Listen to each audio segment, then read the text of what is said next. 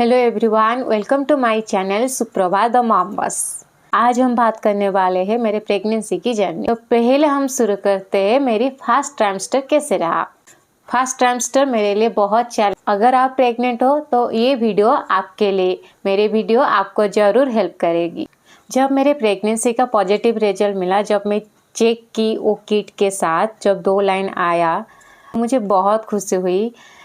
वो खुशी में बयान नहीं कर सकती मुंह पे कि मुझे कितनी खुशी हुई। तो पहले जब मुझे पता चला, फिर जाके मेरे हस्बैंड को बोली, वो भी बहुत खुश हो गए, लेकिन फैमिली मेम्बर्स को किसी को बोले नहीं थे, क्योंकि हमारा ऐसे था कि हम पहले जाके डॉक्टर्स को दिखाएंगे, फिर उसके बाद हम फैमिली मेम्बर्स को बोलेंगे। डॉक्टर को दिखाए तो उसके लिए वो बोले कि नहीं, कोई और टेस्ट करने की ज़रूरत नहीं है, अगर आपका 2 लाइन्स आया है वो किट में तो आपका प्रेगनेंसी पॉजिटिव है।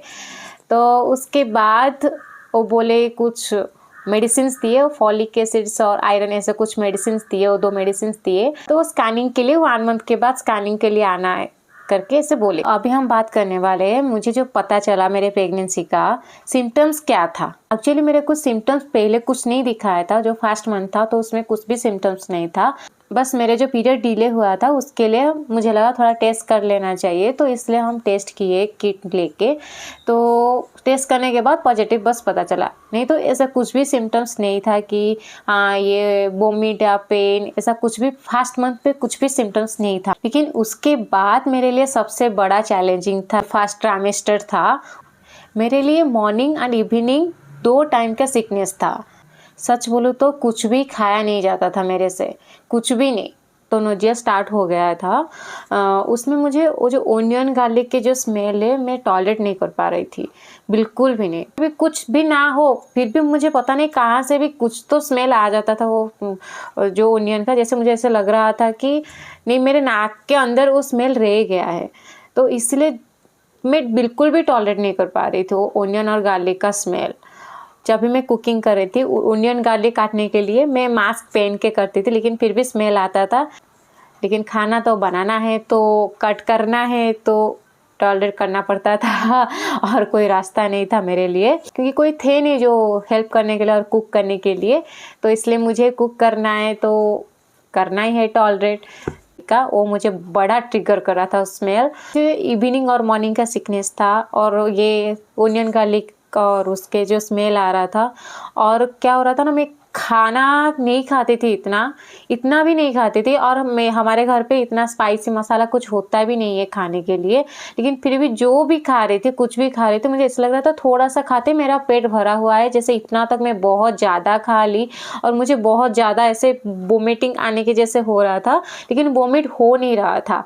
बहुत थकान लग रहा था, जैसे कि मैं कहाँ से मैराथन भाग के आई हूँ अभी, ऐसे थकान लग रहा था। लेकिन मेरे वोमिट इतना नहीं हुआ है। वोमिट आई थिंक 3-4 बार हुआ है मेरे जो पूरे प्रेगनेंसी की जर्नी में। मेरे 3-4 बार वोमिट, वो भी फर्स्ट ट्राइमेस्टर में ही हुआ है। मुझे एवरी डे इवनिंग होते ही जैसे लग रहा है कि हाँ वोमिट हो जाएगा, जैसे ज़्यादा खा ली। मुझे इतना तक जल रहा था मेरे, जैसे कुछ ज़्यादा खा लिया अभी वोमिट कर लूँगी, लेकिन वोमिट नहीं हो रहा था मुझे।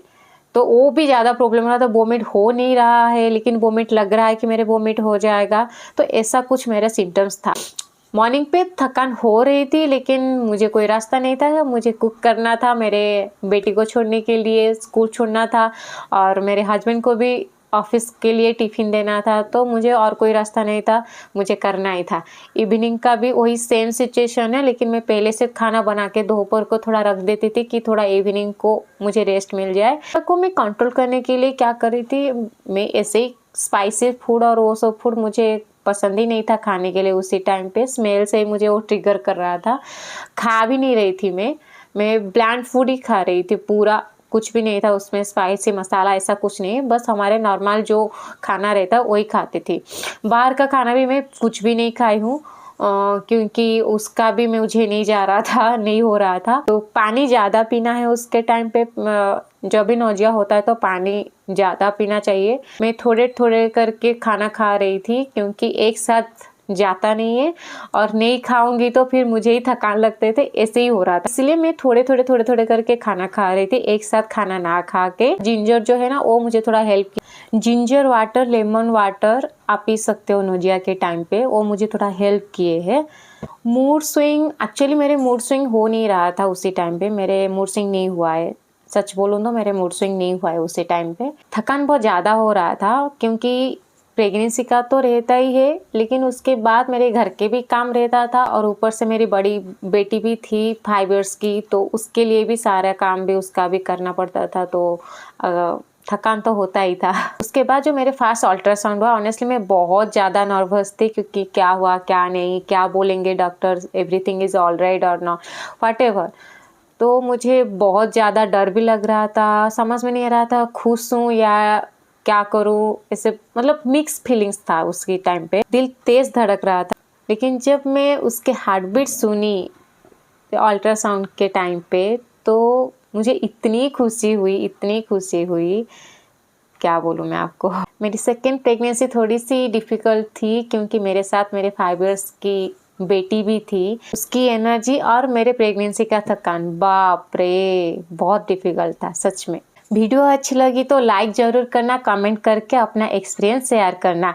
मैं हर किसी के कमेंट पढ़ने वाली। अगर आप मेरे प्रेगनेंसी जर्नी का आगे का एपिसोड देखना चाहती हो तो प्लीज़ मेरे चैनल को सब्सक्राइब कीजिए, क्योंकि आगे मैं सेकेंड ट्राइमेस्टर का जर्नी बताने वाली।